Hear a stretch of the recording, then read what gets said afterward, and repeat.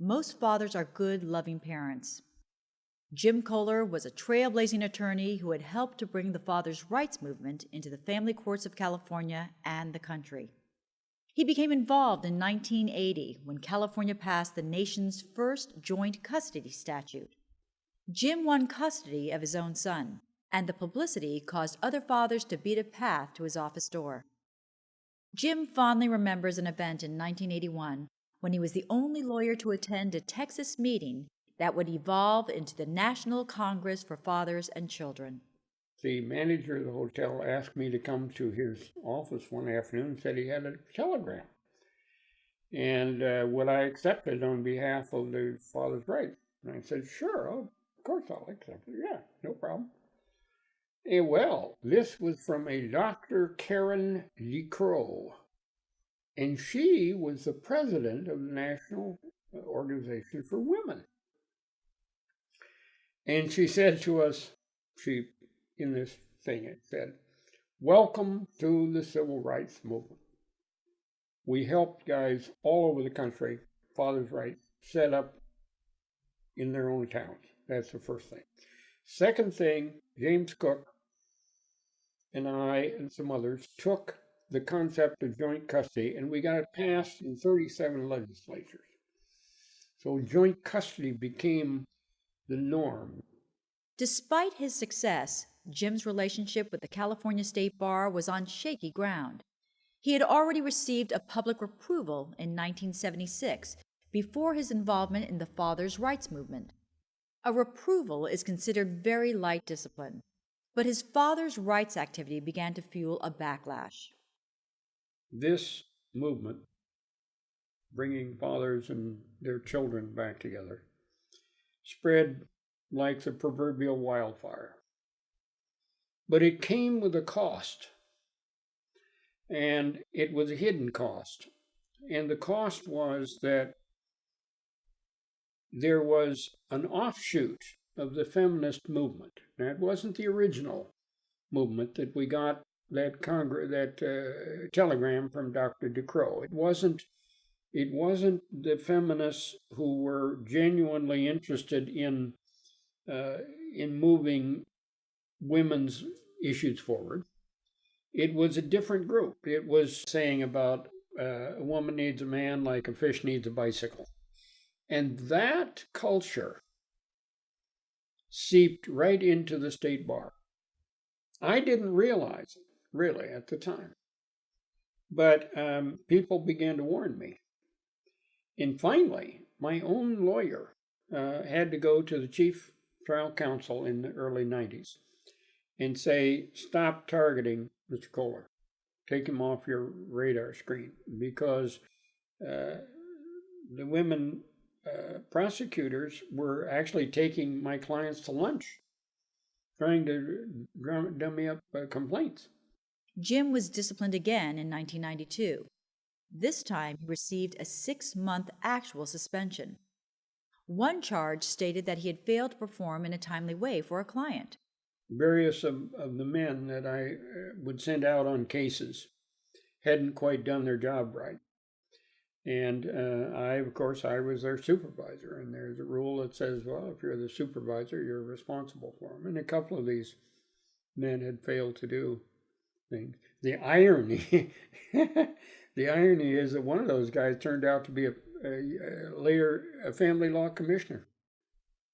He was also accused of commingling funds by placing some of his own money into his client trust account to help his clients. Actually, the clients gained because my habit in those days was to take in about $300 for their costs. Well, clients' costs often went way out beyond that. Boom, 500. Well, rather than keep hounding them on each tiny little thing to put it in, I just threw in my own money and used my own money for them. It was not long before the state bar went after Jim again. He was charged with improperly withdrawing from a client case. This resulted in a 60-day actual suspension in 1999. I represented a doctor, but a doctor who had a brain tumor. I loved him dearly. marvelous guy, but his brain tumor made him very erratic. And we were once again going after custody of his children, his teenage daughters. And he was a wonderful father. He was their softball coach and all sorts of things. And I wanted to take it up on appeal, make a test case out of it. And he didn't want to spend the money to do it. So, okay, fine, no problem. I gave him back all the advance money, and they wrote up a substitution of attorneys. We both signed it.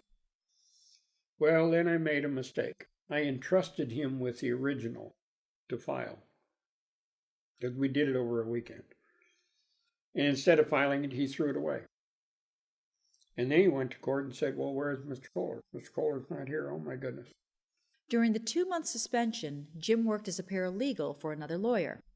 This is something that suspended lawyers are permitted to do. Jim's new boss took over one of Jim's custody cases that involved a young military airman who was being denied child visitation by the mother. Jim remained active in the case as the new attorney's paralegal.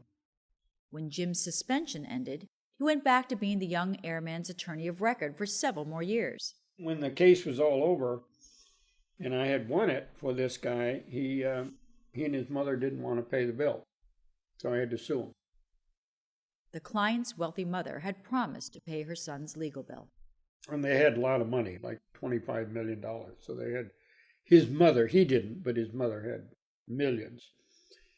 And rather than pay the bill, they hired a lawyer who dug into the case, found this obscure facts, took it to the bar, and lobbied the bar ferociously over the period of 2 years to finally file charges.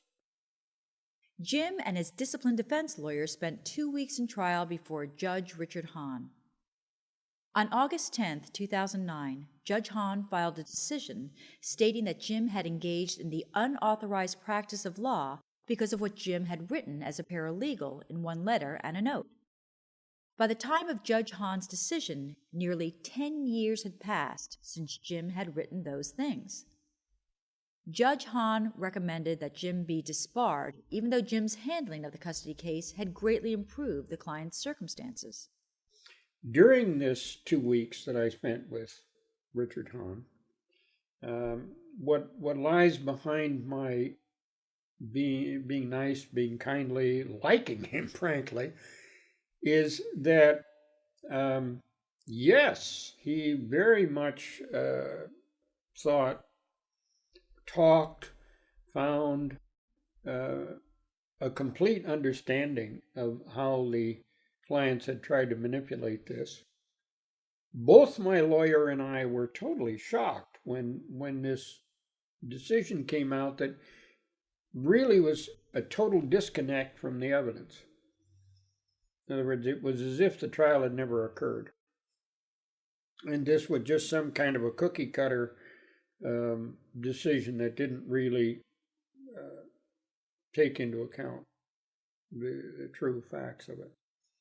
I think it's purely the fact there is just incredible pressure on the hearing department judges to find culpable every single lawyer that comes before them.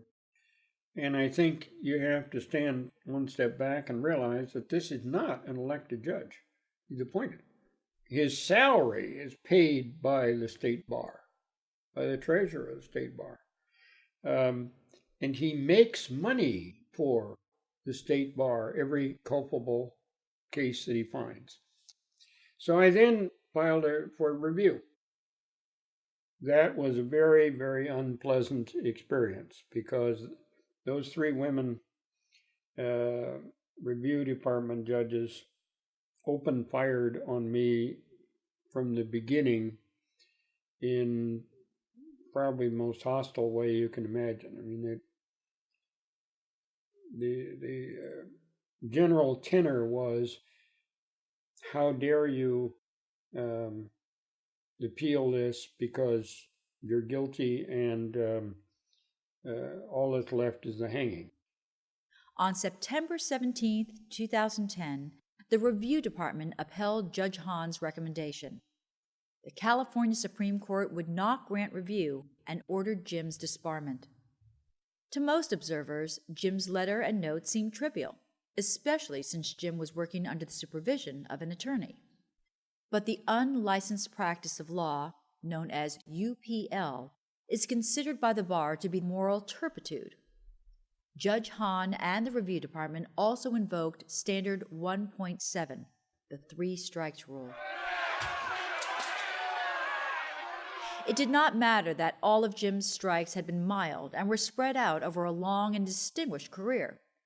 Just the fact that there were 3 priors gave the bar a reason to take away Jim's law license. That was how the state bar ended the career of a legal maverick who had helped blaze a path of greater gender equality in the family courts of California and the nation. This was good news for the state bar. It could show another disbarment statistic to the legislature and send out another large bill.